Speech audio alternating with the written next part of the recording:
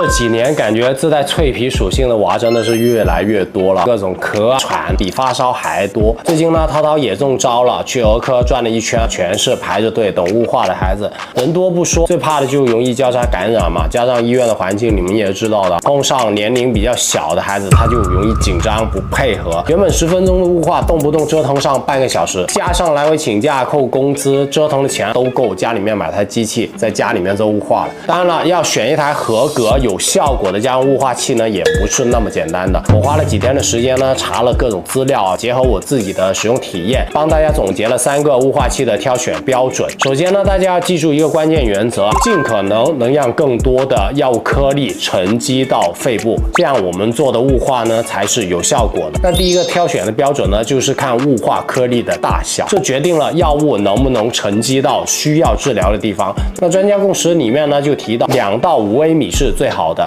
直径太大了，药物根本到不了下支气管和肺泡；直径太小呢，随着孩子一呼一吸，药液还没进去就已经被呼出来了。然后第二个是要看雾化速率的大小，最好是每分钟0.2 μ。小孩子呢是没那么多的耐心去做雾化的，那这个速率呢就可以把大多数的雾化药液在5到10分钟左右就可以雾化完。不过雾化的速率呢也不是越快越好，因为小宝宝他的气管呢是比较敏感的，短时间内大量的吸入可能会导致他们呛咳，所以最高也不要超过每分钟0.5毫升。最后呢，我们还要看药液残留量，至少要小于1毫升，这个就很容易理解了，残留量越少，那浪费的药就越少嘛。那我自己给涛涛选的呢，就是科斯特家的这款专为儿童设计的雾化器，是在医院都能看见的品牌啊，我身边有很多宝爸宝妈都在使用的。它呢专门配备了一个收纳箱，平时不用的时候呢就放在箱子里面，使用收纳很方便，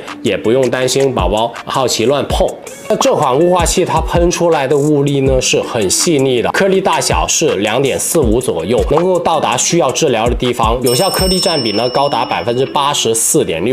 远超国际标准。均匀细腻的颗粒呢可以直达肺部，帮助恢复得更好。药物的残留量也只有0.28毫升，基本上就不会怎么浪费药液，充分起到药物的效果。用起来呢也没有什么噪音。如果说你们家是特别害怕做雾化的孩子，完全不配合的那种，那选这种比较静音的雾化器呢，甚至可以等到晚上孩子睡着了再去给他做，既不会吵醒孩子，也能让雾化的效率更高。它这里呢是有个隐藏式提手的设计的，平时拿取收纳箱都会很方便。IP21级防水，质量呢非常有保障。它是这种傻瓜式的操作，安装好雾化杯之后呢，一接一按就可以启动了。这上面有可调节活瓣的按钮，可调节速率大小，方便我们根据孩子的情况去做调整。那除了孩子，家里面的大人、老人有需要的都可以去购买成人款的配件，避免交叉感染嘛，也更卫生。真心建议大家在家里面去备一台这样的家用雾化器，不仅省时，也更方便，